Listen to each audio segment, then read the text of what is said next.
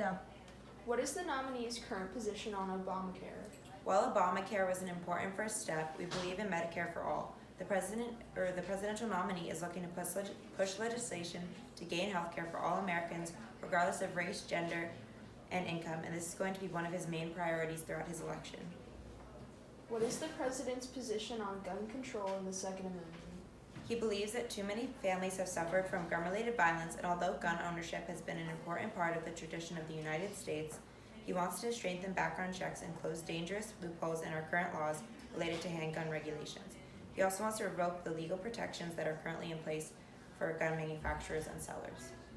What is the nominee's position on the border wall and immigration crisis? The candidate is not in support of the border wall and believes that there's a much better solution to deal with the immigration issues that are currently on hand. He believes that one of the amazing parts of America is that it is a country made up of immigrants and wants to continue that tradition while also ensuring the safety and protection of current American citizens. What is the candidate's position on the recent law in Alabama which bans a woman's right to choose?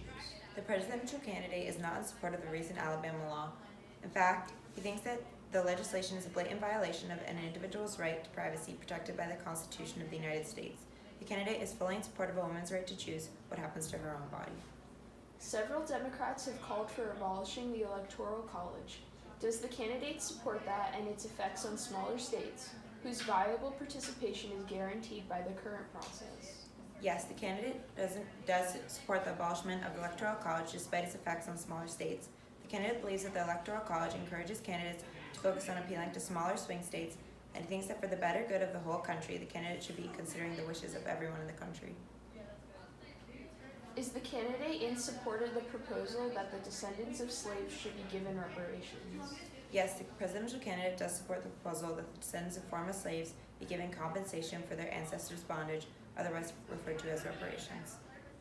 Does the candidate believe in increasing or decreasing Social Security benefits? The candidate does favor increasing Social Security benefits. He also wants to raise these benefits for widows and those who served in the United States in any form of military or other defense positions. He would go about increasing the Social Security benefits by raising taxes on the wealthy. Should candidates be required to release their tax returns? Yes, the candidate does believe that every candidate running for the position of the President of the United States should release their financial and tax statements.